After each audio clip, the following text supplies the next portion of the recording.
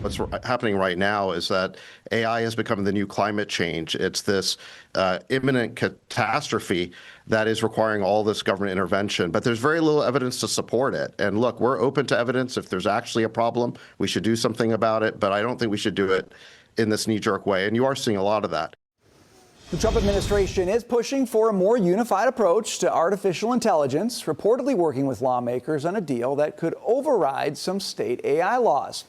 The proposal would pair a federal standard with some Capitol Hill priorities like child safety protections and deepfake safeguards. Okay, Liz, you don't like state regulation of AI. You want to see a big national standard? Well, I think what you have now is 1,500 bills have passed in state legislatures across the country outlining various restrictions and regulations on AI. Of those, 150 have actually become law. So this is happening very fast. A lot of these regulations have to do with consumer safety, which I think we can all probably think is a good thing. But the reality is you're going to end up kind of like you have with emission standards, where the strongest states, the biggest population states, are going to dictate what the whole country has in the way of laws. Meanwhile, the federal government, the White House, is trying to come up with standards that are effective, that protect, for example, your personal property, that allow consumers to go after people who put up horrible videos about them and stuff like that. But then you also have things like basically saying that insurers cannot use AI to deny you health care coverage or deny coverage of a particular procedure. That gets into very specific business decision making. And here's the thing, Brian, at the end of the day, we are inches ahead of China in the race to dominate this industry. It is a huge economic engine for the United States and for businesses operating in the United States. If we allow states to tangle the entire industry up in red tape and regulations, that's going to slow us down, and I don't think we can afford to do that. But what if we allowed, I don't know, the national government under a Biden-esque leadership situation to tangle up AI? Like Trump in the White House might be great for this, Dagan, but he's not going to be in the White House forever. Gavin Newsom, AOC, National Policy on AI. Do we like that? We need a national standard. Again, you know what I don't like? I don't like the current administration taking equity stakes in a lot of these companies,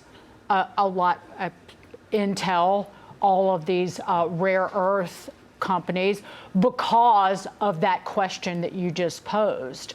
Because what happens to those companies and the competitors of those companies and those industries once the Democrats get their hands on those once private companies that the government now owns a big chunk of. But to Liz's point, all you need to do is look at the example of what California did, driving the emission standards of the entire nation. And that was allowed. And the automakers hated it. So we were in Virginia or Iowa or Ohio, every other state, because of California's size, was beholden to whatever the left-wing liberals in Cali in power decided was going to be the type of automobile that Californians had to drive. Well, we all were forced to drive it. And that's what we don't want with artificial intelligence. Okay, I want to add a little layer into this. Because I'm not even sure where I stand on the other. Well, wait till you hear this. PepsiCo is now hauling Doritos and Gatorade across America with driverless trucks. It's been a success so far. Products are delivered on time.